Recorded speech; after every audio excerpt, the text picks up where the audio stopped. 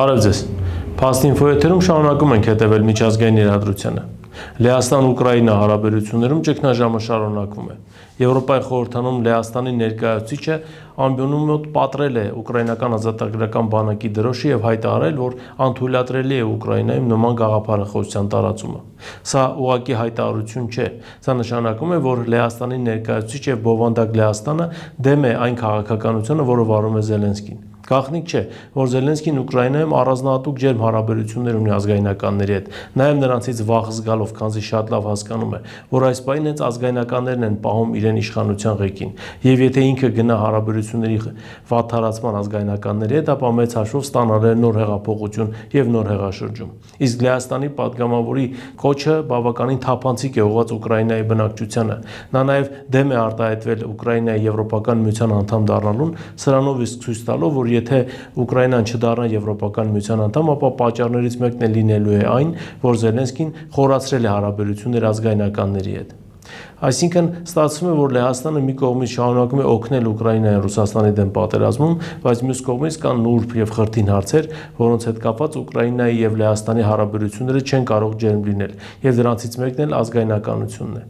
Հետևաբար հարաբերությունների վատթարացումը չի բխում նաև Ուկրաինայի շահերից, քանզի Լեհաստանը հանդիսանում է այն հաբը, որի միջոցով Ուկրաինան ստանում է զենք եւ զինամթերք բովանդակ Արևմուտքից։ Զելենսկին սա շատ լավ հասկանում է, այսինքն հայտնվել է երկու քարի արանքում, մի կողմից ազգայնականներն են նրան հիշեցնում, որ միայն իրենց շնորհիվ է նա մնացել իշխանության ղեկին, մյուս կողմից լեհական իշխանություններն են ցույց տալիս ակնհայտորեն, որ եթե Զելենսկին չփոխի իր քաղաքականությունը, ապա լեհ-ուկրաինական հարաբերություններում ճգնաժամը խորանալու է, պատճառ դառնալով նոր դժգոհությունների եւ պատճառ դառնալով նոր սրացումների։ Սպասենք տեսնենք, թե իրավիճակն այստեղ ինչպես է զարգանալու։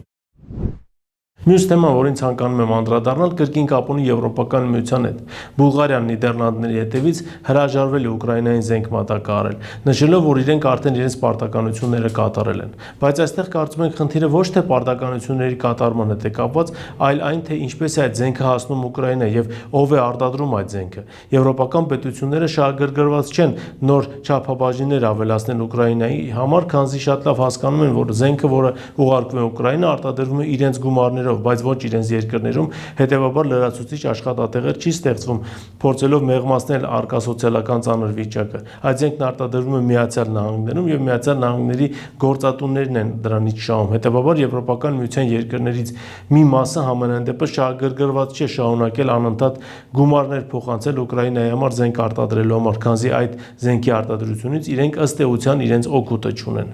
Թե ինչպես է լինելու հետագա իրադարձությունների զարգացումը կտեսնենք առաջիկայում։ Ամերիկյան ընկերությունները 24/7 հաճախականությամբ շարունակում են զենք արտադրել Ուկրաինայի համար, իհարկե Եվրոպական միության գումարներով։ Արդեն խոսվում է այն մասին, որ մինչև տարեվերջ ամերիկյան ընկերությունները շուրջ 100,000 հարվածային անօթոչություններ են պատրաստվում փոխանցել Ուկրաինային։ Սա հսկայական թիվ է, բայց այդ 100,000-ի մեջ Եվրոպական միությունը չունի իր չափաբաժինը։ Չնայած Եվրոպական միության հզորությունները բավարարում են ամբողջությամբ նույն հարվածային անօթոչությունները իրենց երկրների տարածքում արտադրելու եւ սեփական քաղաքացիների բարեկեցությունը բարձրացնելու համար։ Ինչևէ, սպասենք տեսնենք, թե այստեղ իրադարձությունները ինչպես են զարգանալու։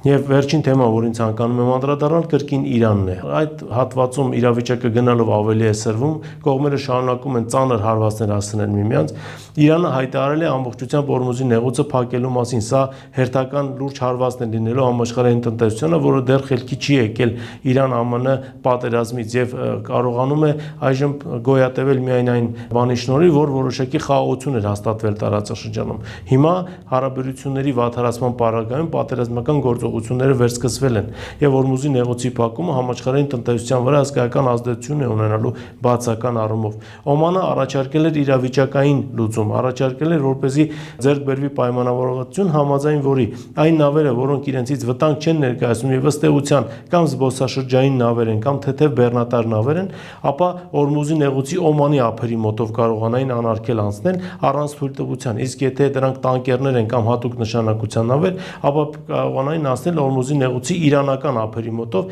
իհարկե Իրանից ստանալով համապատասխան թույլտվությունը, բայց դրա դիմաց գումար չվճարելով։ Իրանական կողմը ըստ էության մերժել է այս առաջարկությունը եւ Իսլամական հեղափոխության պահապանների կորպուսը արդեն հայտարարել է, որ Հորմուզի նեղուցը ամբողջությամբ փակ է։ Իրանցի փորձագետները ուշադրություն են հրավիրում նաեւ այն հանգամանքի վրա, որի տարբերություն նախորդ պատերազմի, ներկայումս Իրանի տարածքում խոցվող թիրախների թիվը մի քանի անգամ ավելացել է։ Նշանակում է Միացյալ Նահանգների քաղաքականությունը եւ նաեւ ռազմական քաղաքականությունը ավելի է կոշտանում Իրանի նկատմամբ։ Ինչ հետևանքներ սա կունենա դժվար է ասել, բայց այն, որ տարածաշրջանը եւս մեկ անգամ ցնցվում է, սա եւս ակնհայտ է։ Սպասենք տեսնենք, թե իրավիճակն ինչպես է զարգանալու, քանզի դա բոլորին է վերաբերում, այդ թվում նաեւ մեզ, քանի որ Հայաստանի Հանրապետությունն նախ շատ մոտ է գտնվում տարածաշրջանին, որտեղ տեղի են ունենում բախումները, բացի այդ տնտեսական առումով էլ մեծ վնասներ են կրում, քանզի Հայաստան եկող բեռների մի մասը անցնում հենց Իրանի նավահանգիստներով եւ Իրանի տարածքով։